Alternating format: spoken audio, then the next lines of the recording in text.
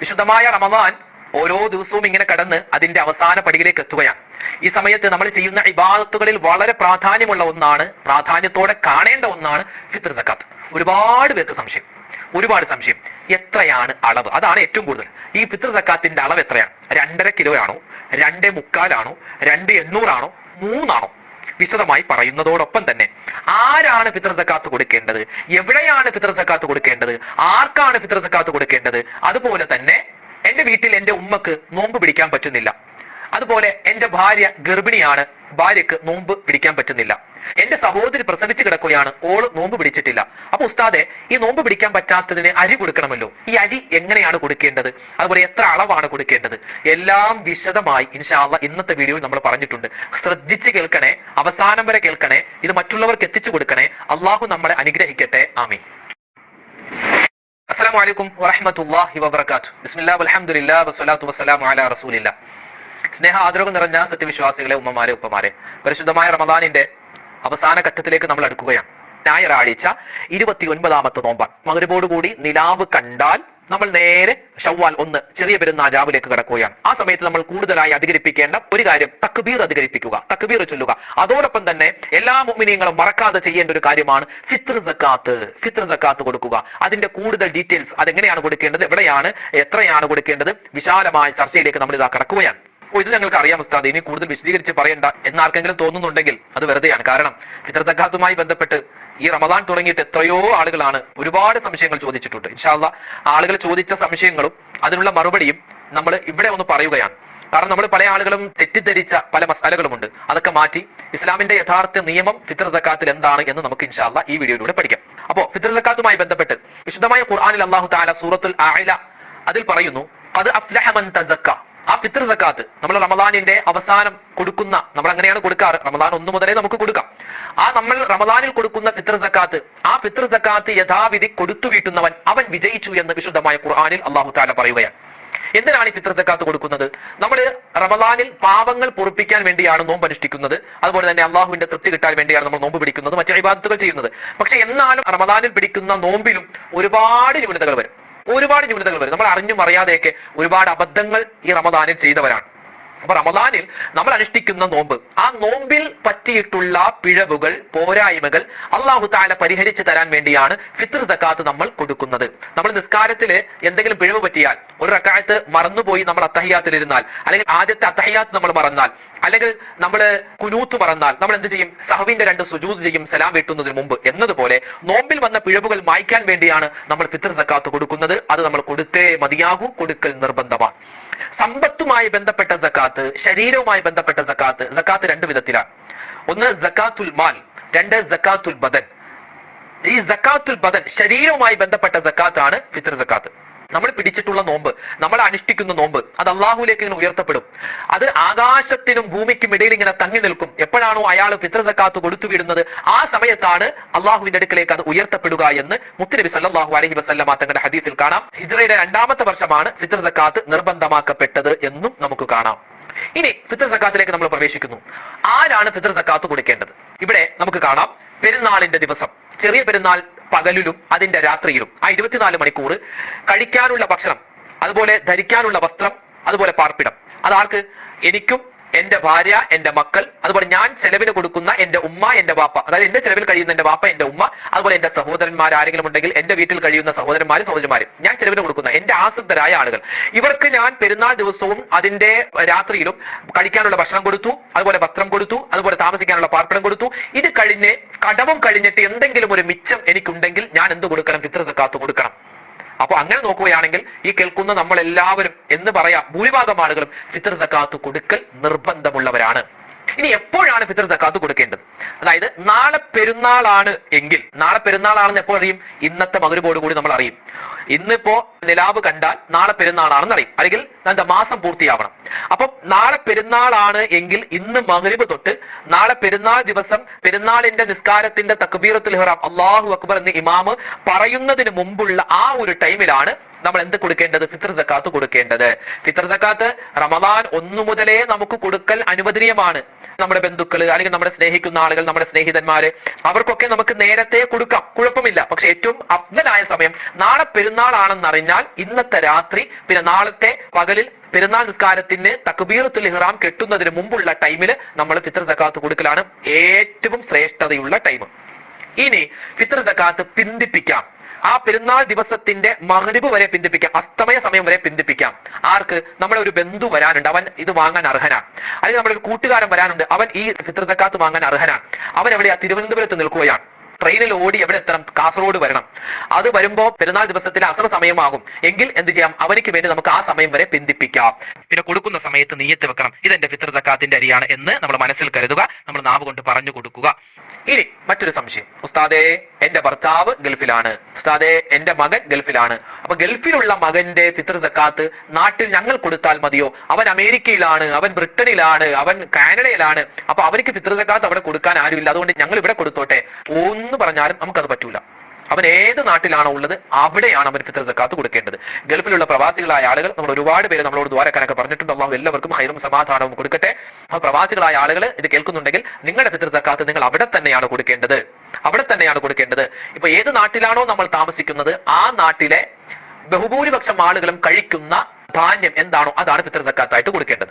ചില നാടുകളിൽ ഗോതമ്പ് ആയിരിക്കും മുഖ്യ ധാന്യമായിട്ട് കഴിക്കാറുണ്ടാവുക. അങ്ങനെയാണെങ്കിൽ ആ ധാന്യം, നമ്മുടെയൊക്കെ നാടുകളിലൊക്കെ പറഞ്ഞാൽ അരിയാണ്. ഭൂരിഭാഗം നാടുകളിലും അരി തന്നെയാണ് മുഖ്യ ആഹാരം, അരി തന്നെയാണ് ചോറായിട്ട് കഴിക്കുന്നത്. അപ്പൊ അരി തന്നെയാണ് നമ്മൾ കൊടുക്കേണ്ടത് ശാഫിഈ മദ്ഹബ് പ്രകാരം. അതായത് ലാ തുജ്സിഉ ഖീമത്തുൻ. ചില ആളുകൾ ചോദിക്കും, എന്തിനോ അരി എല്ലാ വീട്ടിലുണ്ടല്ലോ, കാശ് കൊടുത്താൽ പോരെ, കാശ് കൊടുത്താൽ അവര് കിട്ടുന്ന അരിക്ക് ഇറച്ചി വാങ്ങൂലേ എന്നൊക്കെ ചോദിക്കും. അങ്ങനെ പറയുമ്പോ പലതും നമുക്ക് പറയാൻ പറ്റും. പക്ഷെ ദീനിനൊരു നിയമം ഉണ്ടല്ലോ, ഇസ്ലാമിന് ഒരു നിയമം ഉണ്ടല്ലോ. ചോറാണ് നമ്മുടെ മുഖ്യ ആഹാരം, അതുകൊണ്ട് ആ ചോറുണ്ടാക്കുന്ന അരി തന്നെയാണ് നമ്മൾ കുടിക്കേണ്ടത്. അപ്പൊ ചില ഉമ്മമാര് ചോദിക്കും, ഉസ്താദേ നമ്മുടെ അപ്പുറത്തെ വീട്ടിൽ ഒരുപാട് അരി കിട്ടുന്നുണ്ട്, അവർക്ക് ഇല്ലാത്തത് അരിപ്പൊടിയാണ്, അപ്പൊ നമ്മൾ ഈ അരിപ്പൊടി വാങ്ങിച്ചു കൊടുത്താൽ മതിയോ എന്ന് ചോദിക്കുന്നുണ്ട്. എന്തിനാണ് നിങ്ങൾ കഷ്ടപ്പെടുന്നത്? ദീൻ പറഞ്ഞത് എന്താ? മുഖ്യധാന്യം അരി, അത് കൊടുക്കാനാ, അത് കൊടുക്കുക. അപ്പൊ കിട്ടുന്ന ആള് അത് പൊടിച്ചിട്ട് എന്ത് പലഹാരം എന്തുമാക്കിക്കൊള്ളട്ടെ. ഇനിയിപ്പോ നിങ്ങൾക്ക് അരിപ്പൊടിയെ വാങ്ങിച്ചു കൊടുക്കുമെന്ന് നിർബന്ധമാണെങ്കിൽ ഫിത്ർ സക്കാത്തിന്റെ അരി കൊടുക്കുന്നതോടൊപ്പം തന്നെ കുറച്ച് അരിപ്പൊടി വാങ്ങിച്ചു കൊടുത്തേക്ക്. കാരണം നമ്മൾ ദീൻ എന്ത് പറയുന്നു അതനുസരിച്ചല്ല ജീവിക്കേണ്ടത്. ഇപ്പൊ ലാ തുജ്സിഉ ഖീമത്തുൻ, നമുക്ക് വില കൊടുത്താൽ മതിയാവില്ല, കുറച്ച് അരിയും കൊടുത്തോ കുറച്ച് പൈസയും കൊടുത്തോ, അപ്പൊ അത് തീർന്നല്ലോ. അപ്പൊ പൈസ നമുക്ക് കൊടുക്കണം, പൈസ ആണ് കൊടുക്കേണ്ടത്. അങ്ങനെയുള്ള ആളുകൾക്ക് പൈസ കൊടുത്തോ, പക്ഷേ അതോടൊപ്പം തന്നെ ആ ഫിത്ർ സക്കാത്തിന്റെ അരിയും കൊണ്ട് കൊടുക്കേണ്ടി വരും. പിന്നെ ന്യൂനത ഇല്ലാത്ത അരി കൊടുക്കണം. അത് ഏതായാലും ഫിത്ർ സക്കാത്തിന്റെ അരി കഴിഞ്ഞ വർഷം നമ്മൾ വാങ്ങിച്ച് ഇപ്പോഴും ഇരിപ്പുണ്ട്, അതങ്ങോട്ട് കൊടുക്കുക. ന്യൂനതയുള്ള പുഴു കുത്തിയ അല്ലെങ്കിൽ നനഞ്ഞ അങ്ങനെയുള്ള അരിയൊന്നും കൊടുക്കാൻ പാടില്ല. അങ്ങനെയല്ല, നല്ല ഫ്രഷ് ആയ അരി വാങ്ങിച്ചു കൊടുക്കണം. അപ്പൊ അരി പറയുമ്പോ സുലേഖാരി ഉണ്ട്, പിന്നെ ജയാരി ഉണ്ട്, മട്ടരി ഉണ്ട്. ഇപ്പൊ ചില ആളുകൾ എന്തിനാ ഇങ്ങനെ ഈ സുലേഖാരി കൊടുക്കുന്നത്, എന്തിനാ കുത്തിരി കൊടുക്കുന്നത്, എന്താ ബിരിയാണി അരി കൊടുത്താൽ എന്താ പ്രശ്നം, അലിബാബ കൊടുത്താൽ എന്താ പ്രശ്നം, അല്ലെങ്കിൽ കൈമ കൊടുത്താൽ എന്താ പ്രശ്നം? ഒരു പ്രശ്നവും ഇല്ല. നിങ്ങൾക്ക് അങ്ങനെ കൊടുക്കണമെങ്കിൽ അങ്ങനെ കൊടുക്കാം. ഇപ്പോ കൈമ അരിക്കൊക്കെ എന്തോ 100 രൂപ 1 കിലോക്ക് വില. ചില ബിരിയാണി അരി 75 ഉണ്ട്, 85 ഉണ്ട്, 105 ഉണ്ട്. നമുക്ക് ഇഷ്ടമുള്ളത് വാങ്ങിച്ചു കൊടുക്കാം. അതായത് നമുക്ക് നാട്ടിലെ മുഖ്യ ഭക്ഷണം അത് അരിയാണ്. അപ്പൊ അരി തന്നെയാണ് കൊടുക്കേണ്ടത്. ഏത് അരി കൊടുത്താലും കുഴപ്പമില്ല. റേഷൻ അരി ഒന്ന് ഒഴിവാക്കിയ ഖൈറാണ്. കാരണം അതിൽ ന്യൂനത ഉണ്ടാവാൻ സാധ്യതയുണ്ട്, പുഴു ഉണ്ടാകും. അതായത് ആ വാങ്ങുന്ന ആള് തന്നെ, ഓ ഇവർക്ക് ഇത് തരാനാണല്ലോ തോന്നിയത് എന്നൊരു തോന്നൽ നമ്മളായിട്ട് ഉണ്ടാക്കണ്ട കേട്ടോ. ഇനി അളവാണ് ഉസ്താദ് ഞങ്ങൾക്ക് അറിയേണ്ടത്. ഏത് ഞങ്ങൾ 2.5 കൊടുക്കണോ, 2.25 കൊടുക്കണോ, 2.800 കൊടുക്കണോ, 3 കൊടുക്കണോ? ഒരുപാട് സംശയങ്ങളാണ്. ഇവിടെ ഫിത്ർ സക്കാത്തിന്റെ അരി കൊടുക്കേണ്ടത് ഒരു സ്വാൻ, അറബി കണക്കനുസരിച്ച് ഒരു സ്വാ ആണ് കൊടുക്കേണ്ടത്. ഒരു സ്വാ എന്ന് പറഞ്ഞാൽ 4 മുദ്ദ. 4 മുദ്ദിൽ ഒരു മുദ്ദ എന്ന് പറഞ്ഞാൽ ഇവിടെയാണ് പ്രശ്നം. ഒരു മുദ്ദ എന്ന് പറഞ്ഞാൽ പല അളവാണ്.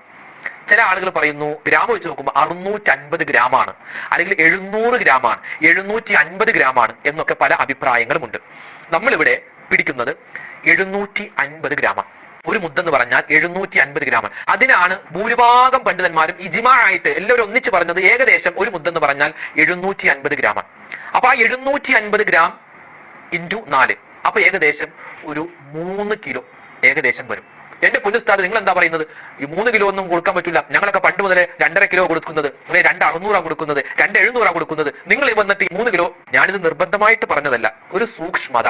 ഉസ്താദ് പുതിയ 10 ഇറക്കുവാണോ, 3 കിലോ കൊടുക്കണം എന്നൊക്കെ പുതിയ 10 ഇറക്കുവാണോ എന്നൊക്കെ ചോദിക്കാൻ ചില ആളുകൾ വന്നേക്കാം. ഞാൻ ഇവരോട് എല്ലാവരോടും സ്നേഹത്തോട് കൂടി പറയട്ടെ. ഇപ്പോ ഈ മുദ്ദിന്റെ പാത്രം ഉണ്ടല്ലോ, 4 മുദ്ദ് കൂടിയാണ് ഒരു സ്വാ ആണ് കൊടുക്കേണ്ടത്. ഒരു മുദ്ദ് നമ്മൾ അളക്കുന്ന പാത്രം, ഒരു പാത്രത്തില് മുദ്ദിന്റെ പാത്രത്തില് സുരേഖ അരി നമ്മൾ എടുത്തു, അത് ഫുള്ളാക്കി, എന്നിട്ട് നമ്മൾ തൂക്കി നോക്കുന്നു. പിന്നെ ആ മുദ്ദിന്റെ പാത്രത്തിൽ മട്ട അരി ജയ അരി എടുത്തു, അത് നമ്മൾ തൂക്കി നോക്കുന്നു. പിന്നെ അതില് ബിരിയാണി അരി എടുത്തു, നമ്മൾ തൂക്കി നോക്കുന്നു. എല്ലാം നമ്മൾ എടുത്തത് ഓരോ മുദ്ദ് വീതമാണ്. ആ മുദ്ദിന്റെ പാത്രത്തിൽ ഫുള്ളാണ് എടുത്തത്. എന്നിട്ട് ആ ഇട്ട സുരേഖാരി നമ്മൾ തൂക്കി നോക്കുമ്പോഴും ജയാരി തൂക്കി നോക്കുമ്പോഴും ബിരിയാണിയുടെ അരി തൂക്കി നോക്കുമ്പോഴും അളവ് ഒന്നാണ്, പക്ഷേ തൂക്കം വ്യത്യാസമാണ്. ആ മുദ്ദിന്റെ പാത്രത്തിൽ എടുത്ത അളവ് ഒന്നാണ്, പാത്രം ഫുള്ള നമ്മൾ എടുത്തിട്ടുണ്ട്, പക്ഷെ അത് അളന്നു നോക്കുമ്പോൾ വ്യത്യസ്തമായ അളവാണ്. കാരണം ആ അരിയുടെ രൂപവും കോലവും തൂക്കം വ്യത്യസ്തമാണ്. സുരേഖാരിയേക്കാൾ തടിച്ചതും തൂക്കം കൂടുതലുമുണ്ട് എന്തിന്? ഈ പാലക്കാട് മട്ട എന്ന് പറഞ്ഞാൽ ഏറ്റവും കൂടുതൽ വെയിറ്റ് ഉള്ള അരിയാന്നാ തോന്നുന്നത്. അപ്പൊ അതിന് സുരേഖാരിയേക്കാൾ കൂടുതൽ വെയിറ്റ് ഉണ്ട്. അപ്പോ ഒരു മുദ്ദിന്റെ പാത്രത്തിൽ നമ്മൾ സുരേഖാരി എടുത്ത് നമ്മൾ അളന്നു, എന്നിട്ട് നമ്മൾ ഒരു ത്രാസിൽ വെച്ച് തൂക്കുകയാണ്. അപ്പൊ ഏകദേശം ഒരു 650 ഗ്രാം കിട്ടിയെന്ന് വെക്കാം, ഉദാഹരണം. അതേ ആ മുദ്ദിന്റെ പാത്രത്തിൽ പാലക്കാടൻ മട്ട അത് നമ്മൾ എടുത്തു, അളന്നു, എന്നിട്ട് നമ്മൾ തൂക്കി നോക്കുന്ന സമയത്ത് ചിലപ്പോൾ 700, 710, 720 ഉണ്ടാവാം. അപ്പോ മുദ്ദിന്റെ പാത്രത്തിലെ അളവ് ഒന്നാണ്, പക്ഷെ രണ്ടും തൂക്കി നോക്കിയപ്പോൾ വ്യത്യാസമുണ്ട്. അപ്പൊ ഇങ്ങനെ ഓരോ അരിക്കനുസരിച്ചും വ്യത്യാസം ഉണ്ടാവാം. അതുകൊണ്ട് സൂക്ഷ്മതക്ക് വേണ്ടി ഇനിയിപ്പോ സുരേഖാരി ആവട്ടെ, മട്ടരി ആവട്ടെ, ജയാരി ആവട്ടെ, ഇനിയിപ്പോ പാലക്കാട് മട്ട ആവട്ടെ, ഇനി ബിരിയാണി അരി ആവട്ടെ, എന്തുമാവട്ടെ, ഒരു സൂക്ഷ്മത തർക്കിക്കാനില്ല. സൂക്ഷ്മതക്ക് വേണ്ടി ഒരു 3 കിലോ വരെ നമുക്ക് കൊടുക്കാം. ഇനി നിങ്ങൾക്ക് ഉറപ്പാണോ 2600 ആണ് അല്ലെങ്കിൽ 2700 ആണെന്ന് ഉറപ്പാണെങ്കിൽ നിങ്ങൾക്ക് കൊടുക്കാം. പക്ഷെ ആ ഉറപ്പ് പലപ്പോഴും ഇന്നത്തെ കാലത്ത് തെറ്റിപ്പോവാം. അതുകൊണ്ട് സൂക്ഷ്മതക്ക് വേണ്ടി ഒരു 3 കിലോ കൊടുത്താൽ വളരെ റാഹത്താണ്. ഇപ്പൊ എന്നോട് ഒരുപാട് പേര് ചോദിച്ചു എത്ര രൂപ കൊടുക്കണം. ഞാൻ അവരോട് പറഞ്ഞു, ഇക്ക നമ്മളിങ്ങനെ അളക്കുന്ന സമയത്ത് അത് തൂക്കി നോക്കുന്ന സമയത്ത് വ്യത്യാസം ഉണ്ടാവാം. അപ്പൊ അതുകൊണ്ട് സൂക്ഷ്മതക്ക് വേണ്ടി ഒരു 3 കിലോ കൊടുത്തേക്ക്. കാരണം കൂടിപ്പോയി എന്ന് വെച്ച് ഇപ്പൊ ഒന്നും സംഭവിക്കാനില്ല. കുറഞ്ഞു പോയാൽ ആ ഫിത്ർ സക്കാത്തേ പോയില്ലേ. എത്ര കഷ്ടപ്പെട്ടാ നോമ്പ് പിടിക്കുന്നത്. ആ നോമ്പിന് എന്താ പറയാ, ഒരു 300 ഗ്രാം കൂടിപ്പോയി എന്ന് വിചാരിച്ച് ഒന്നും സംഭവിക്കാനില്ല. അതുകൊണ്ട് ആ അരി ആ 3 കിലോ ആക്കി കൊടുത്താൽ വളരെ റാഹത്താണ്. ഇനി ആർക്കാണ് കൊടുക്കേണ്ടത്? ഇവിടെ ഭയങ്കര ചിലപ്പോൾ തട്ടിപ്പെന്ന് തന്നെ നമുക്ക് പറയാം. തട്ടിപ്പല്ല, എന്നാലും ചിലപ്പോൾ തട്ടിപ്പിന്റെ രൂപത്തിൽ വരും. എന്ത്? ഒരു കോമ്പൗണ്ടില് മാമയുണ്ട്, മൂത്താപ്പയുണ്ട്, മൂത്താപ്പയുടെ മോളുണ്ട്, എളാപ്പയുണ്ട്. അപ്പൊ ഇവിടെ നിന്ന് അങ്ങോട്ട് കൊടുക്കുന്നു, അവിടെ നിന്ന് ഇങ്ങോട്ട് വരുന്നു, ഇവിടെ നിന്ന് അങ്ങോട്ട് കൊടുക്കുന്നു. 4 വീട്ടുകാരും അങ്ങോട്ടും ഇങ്ങോട്ടും കൊടുത്ത് ഒപ്പിക്കുകയാണ്. അതായത് പുറത്തേക്ക് പോവില്ല, അവിടെ തന്നെ. അങ്ങനെ കൊടുക്കുന്നത് കൊണ്ട് കുഴപ്പമില്ല, പക്ഷേ അത് അർഹരാവണം. സക്കാത്തിന്റെ അർഹരായ ആളുകൾക്കാണ് ഫിത്ർ സക്കാത്ത് കൊടുക്കേണ്ടത്. ഫക്കീർ, മിസ്കീൻ, കടം കൊണ്ട് വലഞ്ഞ ആളുകൾ, പുതുതായിട്ട് ഇസ്ലാമിലേക്ക് കടന്നു വന്ന ആളുകൾ, ഇവർക്കൊക്കെയാണ് ഇന്നത്തെ കാലത്ത് നമ്മൾ എന്ത് കൊടുക്കേണ്ടത്? ഫിത്ർ സക്കാത്ത് കൊടുക്കേണ്ടതും മറ്റ് സക്കാത്ത് കൊടുക്കേണ്ടതും. ഫക്കീർ, മിസ്കീൻ, അതായത് നമ്മുടെ കുടുംബത്തിൽ തന്നെ നമ്മുടെ കൊച്ചാപ്പാടെ മകൾ അല്ലെങ്കിൽ നമ്മുടെ മൂത്താപ്പാടെ മോൻ, അവൻ ആരാണ്? ഈ ഫക്കീറാണ്, മിസ്കീൻ. അതായത് പാവപ്പെട്ടവരാണെങ്കിൽ നമുക്ക് അവർക്ക് കൊടുക്കലാണ് ഏറ്റവും ഹൈർ. ഇപ്പൊ നമ്മള് സമ്പന്നനായ നമ്മുടെ മൂത്താപ്പാടെ മകന് കൊടുക്കുന്നതിനേക്കാൾ കൂടുതൽ കൂലി നമ്മുടെ ബന്ധുവല്ലാത്ത പാവപ്പെട്ട ഒരു ഫക്കീറായ മിസ്കീനായ അയൽവാസിക്ക് കൊടുക്കണം.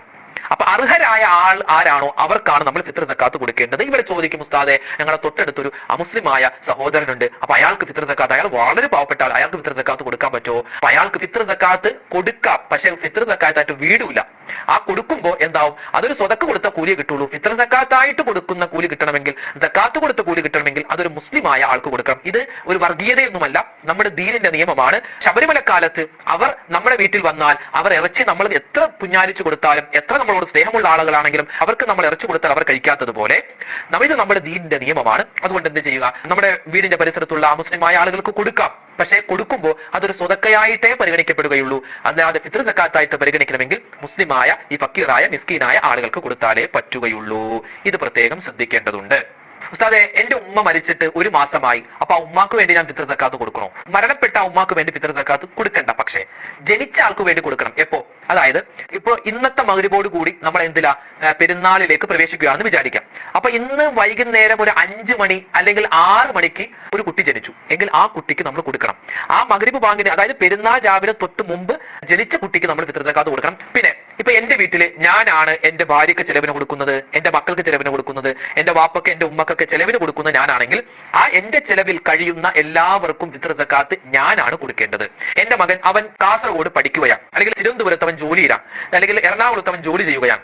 അവന്റെ കാര്യം അവൻ തന്നെയാണ് നോക്കുന്നത്. അവൻ ജോലി ചെയ്യുന്നുണ്ട്, അല്ലെങ്കിൽ അവൻ പഠിപ്പിന്റെ കൂടെ ചെറിയൊരു പാർട്ട് ടൈം ആയിട്ട് ജോലി ചെയ്യുന്നുണ്ട്. അവന്റെ ചെലവിലുള്ള പൈസ അവൻ തന്നെ സമ്പാദിക്കുന്നുണ്ട്. അപ്പോ അവന്റെ ഫിത്ർ സക്കാത്ത് അവനാണ് കൊടുക്കേണ്ടത്. കാരണം അവന്റെ ചെലവ് അവൻ തന്നെയാണ് നോക്കുന്നത്. ആരാണോ ചെലവ് നോക്കുന്നത് അവർ തന്നെയാണ് കൊടുക്കേണ്ടത്. നമ്മൾ നേരത്തെ ഗൾഫിലെ കാര്യം പറഞ്ഞു. ഗൾഫിൽ നമ്മുടെ മകനുണ്ടെങ്കിൽ അവൻ അവിടെ അവന്റെ ചെലവ് നോക്കുന്നു. അവൻ സ്വന്തമായി സമ്പാദിക്കുന്ന പൈസ കൊണ്ടാണ് അവൻ അവിടെ കഴിയുന്നത്. അതുകൊണ്ട് അവൻ അവിടെയാണ് കൊടുക്കേണ്ടത്. നാട്ടിൽ താമസിക്കുന്ന ആളുകൾ ഇവിടെ തന്നെയാണ് ഫിത്ർ സക്കാത്ത് കൊടുക്കേണ്ടത്. അപ്പൊ ഫിത്ർ സക്കാത്തിന്റെ കാര്യം പറഞ്ഞു. ഇതിന്റെ കൂടെ കൂട്ടി ഒരു കാര്യം കൂടി പറയട്ടെ. പല ആളുകളും ചോദിച്ചു, ഉസ്താദെ എന്റെ ഭാര്യ ഗർഭിണിയാണ്, റമദാന് നോമ്പ് പിടിക്കാൻ പറ്റിയിട്ടില്ല, അല്ലെങ്കിൽ എന്റെ ഭാര്യ പ്രസവം കഴിഞ്ഞ് കിടക്കുകയാണ്, നോമ്പ് പിടിക്കാൻ പറ്റിയിട്ടില്ല, അല്ലെങ്കിൽ എന്റെ ഉമ്മ രോഗിയാണ്, നോമ്പ് പിടിക്കാൻ പറ്റിയിട്ടില്ല, എങ്ങനെയാണ് അരി കൊടുക്കേണ്ടത്? കേട്ടോ, ഗർഭിണിയായ ഒരു പെണ്ണ് അല്ലെങ്കിൽ പാലൂട്ടുന്ന ഒരു പെണ്ണ്, അവൾ നോമ്പ് പിടിക്കുന്നില്ല. എന്തേ നോമ്പ് പിടിക്കാത്തത്? അവൾ നോമ്പ് പിടിക്കാത്തത് സ്വന്തം ഞാൻ നോമ്പ് പിടിച്ചാൽ എന്റെ ശരീരത്തിന് എന്തെങ്കിലും ബുദ്ധിമുട്ടുണ്ടാകും എന്ന് വിചാരിച്ചാണ് അവൾ നോമ്പ് ഉപേക്ഷിച്ചതെങ്കിൽ അവൾ എന്ത് ചെയ്താൽ മതി? മുദ്ദ്, അതായത് മുദ്ദ് അരിയൊന്നും കൊടുക്കേണ്ട ആവശ്യമില്ല. പിന്നീട് അവളുടെ ആ പ്രയാസങ്ങളൊക്കെ മാറിയിട്ട് അവൾ ഖളാ വീട്ടിയാൽ മതി. ഗർഭിണിയായ പെണ്ണ് അവൾ നോമ്പ് പിടിക്കുന്നില്ല, അല്ലെങ്കിൽ പ്രസവിച്ച് കിടക്കുന്ന പാല് കൊടുക്കുന്ന പെണ്ണ് അവൾ നോമ്പ് പിടിക്കുന്നില്ല. എന്ത് നോമ്പ് പിടിക്കാത്തത്? സ്വന്തം ശരീരത്തെ ഭയന്നിട്ടാണ് എങ്കിൽ അവൾ അടുത്ത റമദാനിന് മുമ്പ് ഖളാ വീട്ടിയാൽ മതി. ഇനി ഒരു ഗർഭിണിയായ പെണ്ണ് അല്ലെങ്കിൽ കുട്ടിക്ക് പാല് കൊടുക്കുന്ന പെണ്ണ് ഓള് നോമ്പ് ഉപേക്ഷിച്ചത് എന്ത് കാരണത്താലാണ്? കുട്ടിയുടെ കാര്യം ഭയന്നിട്ടാൻ. ഞാൻ നോമ്പ് പിടിച്ചാൽ എന്റെ വയറ്റിലുള്ള കുട്ടിക്ക് എന്തെങ്കിലും പ്രശ്നം ഉണ്ടാകും, എനിക്ക് കുഴപ്പമില്ല പക്ഷെ കുട്ടിക്ക് പ്രശ്നം ഉണ്ടാകും. അല്ലെങ്കിൽ പാല് കൊടുക്കുന്ന സ്ത്രീയെ സംബന്ധിച്ചിടത്തോളം അവള് നോമ്പ് പിടിക്കാത്തത് ഞാൻ നോമ്പ് പിടിച്ചാൽ എന്റെ കുട്ടിക്ക് എന്തെങ്കിലും പ്രശ്നം ഉണ്ടാകും, അങ്ങനെ കുട്ടിയുടെ കാര്യത്തിലാണ് ഭയന്നതെങ്കിൽ അവൾ അങ്ങനെയാണ് നോമ്പ് ഉപേക്ഷിച്ചതെങ്കിൽ ഖളാ വീട്ടണം, പ്ലസ് മുദ്ദും കൊടുക്കണം അടുത്ത റമദാനിന് മുമ്പ്. പിന്നെ എന്റെ വീട്ടിൽ എന്റെ ഉമ്മയുണ്ട്, ഉമ്മക്ക് നോമ്പ് പിടിക്കാൻ പറ്റൂല, കാരണം ഉമ്മ രോഗിയാണ്, ഉമ്മയുടെ രോഗം ശിഫയാകുന്നില്ല, ഉമ്മാക്ക് ഇനി പിടിച്ച് വീട്ടാനും പറ്റൂല. അങ്ങനെയാണെങ്കിൽ ഉമ്മാക്ക് മുദ്ദ് മാത്രം കൊടുത്താൽ മതി, ഉമ്മാക്ക് നോമ്പ് ഖളാ വീട്ടേണ്ട കാര്യമില്ല. അപ്പൊ രോഗിയായ ഒരാളെ സംബന്ധിച്ചിടത്തോളം ആ രോഗിക്ക് ആ രോഗം ഇനി ശിഫയാവൂല, ഇനി ഇത് കാലാകാലം ഉണ്ടാവും, ഈ രോഗം തളർന്നു കിടക്കുവാണ് അല്ലെങ്കിൽ എന്തെങ്കിലും പ്രശ്നമാണ്, അതെന്താ അതിന്റെ നോമ്പൊന്നും പിടിക്കാൻ പറ്റൂല, അങ്ങനെയുള്ള സാഹചര്യമാണെങ്കിൽ അയാൾക്ക് എന്ത് മതി? ആ മുദ്ദ് കൊടുത്താൽ മതി, ആ പിടിക്കാൻ പറ്റാത്തതിന്റെ അരി കൊടുത്താൽ മതി. എന്ത്? നോമ്പ് ഖളാ വീട്ടേണ്ട ആവശ്യമില്ല. അപ്പൊ ചോദിക്കും എത്ര അളവാണ് കൊടുക്കേണ്ടത്? ഇവിടെ നമ്മൾ ഒരു മുദ്ദ് നേരത്തെ നമ്മൾ പറഞ്ഞ ഏകദേശം ഒരു 750, സൂക്ഷ്മത ഏറ്റവും അവസാനം 750 ഗ്രാം അരി വെച്ച് ഒരു നോമ്പ് പിടിക്കാൻ പറ്റിയില്ലെങ്കിൽ 750 ഗ്രാം വെച്ച് അങ്ങോട്ട് കൊടുത്തേക്കാം. എത്ര നോമ്പാണ് പിടിക്കാൻ പറ്റാതെയുള്ളത് ആ ഒരു കണക്കെടുത്തിട്ട് നമ്മൾ 750 ഗ്രാം വെച്ച് അരി അത് ഒരാൾക്ക് തന്നെ കൊടുക്കാം. അല്ലെങ്കിൽ ആ അരി എത്ര, ഇപ്പൊ 20 കിലോ ഉണ്ടെങ്കിൽ ആ 20 കിലോ 5 കിലോ ആക്കിയിട്ട് 4 പേർക്ക് കൊടുക്കാം, എങ്ങനെയാണെങ്കിലും കുഴപ്പമില്ല. ഇനി പറയാൻ പോകുന്ന അടുത്ത കാര്യം, ഇത് പറയുമ്പോൾ പല ആളുകളും ചിലപ്പോൾ വീഡിയോ നിർത്തിപ്പോയേക്കാം, അല്ലെങ്കിൽ ഈ കാര്യം പറയുന്ന ഉസ്താദിന് ഇഷ്ടമല്ല. എന്താ? സക്കാത്ത്. ഓ സക്കാത്ത് യൂസുഫ് അലി സാഹിബ് കൊടുക്കേണ്ടത്, ഞങ്ങളൊന്നും കൊടുക്കേണ്ടതല്ല എന്നൊക്കെ പറഞ്ഞ് പല ആളുകൾ അങ്ങനെ പറയുന്നുണ്ട്. ആ ഞങ്ങളുടെ നാട്ടിൽ വലിയ സമ്പന്നം കൊടുക്കേണ്ട ആളാണ്, അയാൾ കൊടുക്കേണ്ടത്, അയാൾ കൊടുക്കുക, ഞാനൊക്കെ സക്കാത്ത് ഇങ്ങോട്ട് വാങ്ങാൻ അർഹനാണ്, അല്ലാതെ അങ്ങോട്ട് കൊടുക്കാനല്ല. ഞാൻ പറയട്ടെ, 595 ഗ്രാം വെള്ളിയുടെ പൈസ ഏകദേശം ഇന്നത്തെ കാലത്തൊരു 40,000 രൂപ, ഏകദേശ കണക്കാണ്, കറക്റ്റ് അല്ലേ? ഇപ്പൊ ഏകദേശം ഒരു 40,000 രൂപ. ഈ 40,000 രൂപ എന്റെ കയ്യിലോ എന്റെ പേഴ്സിലോ എന്റെ ബാലൻസ് അക്കൗണ്ടിലോ 40,000 രൂപ ഒരു വർഷം, അതായത് ഈ വർഷം ജനുവരി 1 മുതൽ അടുത്ത വർഷം ജനുവരി 1 വരെ ആ 40,000 രൂപ അങ്ങനെ തന്നെ കിടക്കുന്നു. അതിൽ 40,000 കുറഞ്ഞാൽ പ്രശ്നമില്ല, കൂടുന്നുണ്ട്. ചിലപ്പോൾ 40 ആവും, ചിലപ്പോൾ 80 ആവും, ചിലപ്പോൾ 90 ആവും, പിന്നെ 40 ആവും. അതായത് 40,000 താഴേക്ക് പോകുന്നില്ല. ആ ഒരൊറ്റ വർഷം ഒന്നുകിൽ 40,000 രൂപയോ അല്ലെങ്കിൽ ആ 40,000 രൂപയേക്കാൾ മുകളിലോ ഉണ്ടെങ്കിൽ എത്രയാണോ പൈസ ഉള്ളത് അതിന്റെ 2.5% ഞാൻ സക്കാത്ത് കൊടുക്കൽ നിർബന്ധമാണ്. ഇതാണ് പൈസയുടെ സക്കാത്ത്. അതുപോലെ തന്നെ ശ്രദ്ധിക്കേണ്ടത്, സ്ത്രീകളൊക്കെ നമ്മുടെ വീട്ടിലുണ്ടല്ലോ, ഉമ്മമാരുണ്ടല്ലോ, സ്വർണത്തിന് സക്കാത്ത് ഉണ്ട്. അതായത് സ്വർണം എന്ന് പറഞ്ഞാൽ നിങ്ങൾ സ്ഥിരമായി ഉപയോഗിക്കുന്ന ആഭരണമല്ല. ഇപ്പൊ നിങ്ങളുടെ കയ്യിൽ ഇടുന്ന വളയുണ്ട്, ഒരു കട്ടിവള അലമാരി വെച്ചിട്ടുണ്ട്, അത് എവിടെയെങ്കിലും കല്യാണത്തിന് പോകുമ്പോൾ ഇടും. അപ്പൊ അങ്ങനെ ഉപയോഗിക്കുന്ന ആഭരണത്തിനാണെങ്കിൽ സക്കാത്തില്ല, നിങ്ങൾ ഉപയോഗിക്കുന്നതല്ലേ, നിങ്ങൾക്കുള്ളതാണ്. പക്ഷെ നമ്മുടെ കല്യാണത്തിന്റെ അന്ന് ഇട്ടതാ വലിയൊരു ചെയിൻ മാല, പിന്നെ വേറെ കുറച്ച് മാലയൊക്കെ ഉണ്ടല്ലോ, ഷോമാല, സ്വർണത്തിന്റെ ഷോമാല ഉണ്ടാവും, അതെന്താണ്? കല്യാണത്തിന്റെ അന്ന് ഇട്ടതാണ്. താത്ത അത് അവിടെ അലമാരി കയറ്റി വെച്ചിരിക്കുക. അത് വെച്ച് കല്യാണം കഴിഞ്ഞ് 10 വർഷമായിട്ടും അത് അവിടെ ഇരിക്കുന്നുണ്ട്, കല്യാണം കഴിഞ്ഞ് 2 വർഷമായിട്ടും 1 വർഷമായിട്ടും അത് അവിടെ ഇരിക്കുന്നുണ്ട്. കല്യാണത്തിന്റെ അന്ന് ഇട്ടതാ, പിന്നെ അത് ഇട്ടിട്ടില്ല എങ്കിൽ ആ സൂക്ഷിച്ചു വെച്ചിട്ടുള്ള ആ അലമാരിയിൽ ഇരിക്കുന്ന അല്ലെങ്കിൽ ലോക്കറിൽ ഇരിക്കുന്ന ആ ഒരു സ്വർണത്തിന്റെ 2.5% സക്കാത്ത് കൊടുക്കൽ നിർബന്ധമാണ്. ഇത് പറയുമ്പോൾ പല ഉമ്മമാരും എന്താ പറയാ, നോമ്പ് 28 ഇത്രയും ദിവസം നിങ്ങൾ പറഞ്ഞ കാര്യങ്ങളാണ് ഞങ്ങൾ കേട്ടു, പക്ഷെ ഈ സക്കാത്തിന്റെ കാര്യം കുറച്ച് കടന്ന കൈയായി പോയി എന്നൊന്നും ആരും വിചാരിക്കേണ്ട. ഇത് സക്കാത്ത് എന്ന് പറഞ്ഞാൽ വിഷമാണ്. ആ സക്കാത്ത് നമ്മൾ കൊടുക്കാതിരുന്നാൽ നമ്മുടെ ബാക്കി സമ്പത്തിലേക്ക് ആ വിഷം ഇങ്ങനെ കൂടി എന്താണ്, സമ്പത്ത് മുഴുവൻ നഷ്ടപ്പെട്ടു പോകും. അതുകൊണ്ട് സ്വർണത്തിന് സക്കാത്തിന്റെ പ്രത്യേകം ശ്രദ്ധിക്കണേ. 2.5% കൊടുക്കണം. വേറെ ഒന്നുമില്ല, നിങ്ങൾ സൂക്ഷിച്ചു വെച്ചിട്ടോ, അങ്ങനെ നോക്കിയാൽ മതി. സൂക്ഷിച്ചു വെച്ചിട്ടുണ്ടോ ലോക്കറിലോ അല്ലെങ്കിൽ അലമാരിയിലോ, ഉപയോഗിക്കാതെ വെച്ചിട്ടുണ്ടോ, 1 വർഷമായിട്ട് നിങ്ങൾ ഉപയോഗിക്കാതെ വെച്ചിട്ടുണ്ടോ എങ്കിൽ അതിന്റെ 2.5% കൊടുത്താൽ മതി. ഒരുപാട് മസാലകളുണ്ട്, എല്ലാം പറഞ്ഞാൽ നമ്മൾ ഇന്നൊന്നും തീരൂല. അതുകൊണ്ട് മൊത്തത്തിൽ പറഞ്ഞതാണ്. പിന്നെ ആ 40,000 രൂപയുടെ കാര്യമൊക്കെ ശ്രദ്ധിക്കണം. നമ്മുടെ അക്കൗണ്ടിലും ഒക്കെ ബാലൻസിലൊക്കെ അത്ര ഉണ്ടെങ്കിൽ അതിന്റെ 2.5% കൊടുക്കൽ നിർബന്ധമാണ്. ഇതാണ് സക്കാത്ത്. ഫിത്ർ സക്കാത്ത് പറഞ്ഞു, മുദ്ദിന്റെ കാര്യം പറഞ്ഞു, നമ്മുടെ സാധാ സക്കാത്തിന്റെ കാര്യം പറഞ്ഞു. ഇനി മറ്റു കാര്യങ്ങളൊക്കെ ഉണ്ട്, ഇൻഷാ അല്ലാഹ് വരുന്ന സമയത്ത് പറയാം. അല്ലാഹു സുബ്ഹാനഹു വ തആല നമ്മുടെ ഇത്തരത്തിലുള്ള ഈ ഇബാദത്തുപരമായ കാര്യങ്ങളൊക്കെ സൂക്ഷിച്ച് ജീവിക്കാൻ അല്ലാഹു നമുക്ക് എല്ലാവർക്കും തൗഫീഖ് തന്ന് അനുഗ്രഹിക്കുമാറാവട്ടെ. എല്ലാവിധ ആപത്ത്, മുസീബത്ത്, കണ്ണീർ, സിഹറിനെ തൊട്ട് അല്ലാഹു കാക്കട്ടെ. ഹലാലായ സമ്പത്ത് അല്ലാഹു തരട്ടെ, ഹറാമായ സമ്പത്തിനെ തൊട്ട് പടച്ചവൻ കാക്കുമാറാവട്ടെ. ഒരുപാട് പേര് ദ്വാരക്കാൻ പറഞ്ഞു. എല്ലാവരുടെയും മനസ്സിലുള്ള ഹലാലായ മുറാദുകൾ, ഒരുപാട് വിഷമങ്ങളുണ്ട്, അതൊക്കെ അല്ലാഹു മാറ്റിക്കൊടുത്ത് എല്ലാവർക്കും സന്തോഷവും സമാധാനവും നൽകട്ടെ. ഈ വിശുദ്ധമായ റമദാനിൽ നമ്മൾ എന്തെല്ലാം നന്മകൾ ചെയ്തോ എല്ലാം അല്ലാഹു സ്വീകരിക്കുമാറാവട്ടെ. ഈ റമദാൻ ഇനി 29-ാം രാവ് അല്ലെ, ആ 29-ാം രാവിലും ഒക്കെ നമ്മൾ ലൈലത്തുൽ ഖദ്റിനെ പ്രതീക്ഷിക്കേണ്ട സമയമാണ്. ആമീൻ യാ റബ്ബൽ ആലമീൻ. അസ്സലാമു അലൈക്കും വറഹ്മത്തുള്ളാഹി വബറകാതുഹു. പ്രിയമുള്ളവരെ, ഇന്നത്തെ വീഡിയോയുടെ എൻഡ് സ്ക്രീനായി നമ്മൾ പരിചയപ്പെടുത്തുന്ന അടുത്ത വീഡിയോ, ഏതാനും നാളുകൾക്ക് മുമ്പ് ഒരു കുടുംബ സംഗമത്തിന് പ്രസംഗിക്കാൻ വേണ്ടി എന്നെ ക്ഷണിച്ചിരുന്നു. ഞാൻ ആ സദസ്സിലേക്ക് ചെന്നപ്പോൾ അവിടുത്തെ സംഘാടകർ പറഞ്ഞു, ഉസ്താദെ ഇത് ഒരുപാട് കുടുംബ അംഗങ്ങളുള്ള ഒരു സദസ്സാണ്. അപ്പൊ ഇവിടെ ഒരു 2 മണിക്കൂർ നീണ്ട വാഴല്ല ആവശ്യം. ഇവിടെ വേണ്ടത് ഒരു സൈക്കോളജിക്കൽ ക്ലാസ് ആണ്, ഒരു ഫാമിലി ക്ലാസ് ആണ് വേണ്ടത് എന്ന് പറഞ്ഞു. അവർ അത് പറഞ്ഞതിന്റെ അടിസ്ഥാനത്തിൽ ഒരു 10-45 മിനിറ്റോളം വരുന്ന ഒരു ക്ലാസ് ആണ് ഞാൻ അവിടെ എടുത്തത്. അതിൽ എങ്ങനെ നമ്മുടെ കുടുംബം നല്ല സുന്ദരമായി വലിയ സമാധാനത്തോടെ മുന്നോട്ട് കൊണ്ടുപോവാം എന്നുള്ള ഒരു ടൈറ്റിലിൽ ഒരു ഫാമിലി ക്ലാസ് നമ്മൾ എടുത്തിരുന്നു. ലക്ഷക്കണക്കിന് ആളുകൾ യൂട്യൂബിലൂടെ ആ ക്ലാസ് കണ്ടതാണ്. അൽഹംദുലില്ലാ, അതിൽ ഒരുപാട് നല്ല ഗുഡ് ഫീഡ്ബാക്ക് ഒക്കെ ഒരുപാട് പേര് പറഞ്ഞതാണ്, നല്ല അഭിപ്രായങ്ങൾ പറഞ്ഞു. അപ്പോൾ നിങ്ങൾ ഒരുപക്ഷെ പലരും ആ വീഡിയോ കണ്ടിട്ടുണ്ടാവില്ല, കണ്ടവരുണ്ടാവാം. കണ്ടിട്ടില്ലാത്ത ആളുകൾ ഒന്ന് നമ്മുടെ ഈ കാണുന്ന യൂട്യൂബ് ലിങ്കിൽ ക്ലിക്ക് ചെയ്താൽ നമുക്ക് ആ വീഡിയോ കാണാൻ പറ്റും. അപ്പോൾ ഒരു ഫാമിലി, ഒരു ഭാര്യ ഭർത്താക്കന്മാര്, മറ്റു കുടുംബത്തിലെ മറ്റാളുകൾ എങ്ങനെയാണ് പരസ്പരം പെരുമാറേണ്ടത് നമുക്കൊക്കെ അത് അറിയാം. പക്ഷേ പലപ്പോഴും നമ്മൾ അത് അപ്ലൈ ചെയ്യാറില്ല. അപ്പൊ എങ്ങനെയാണ്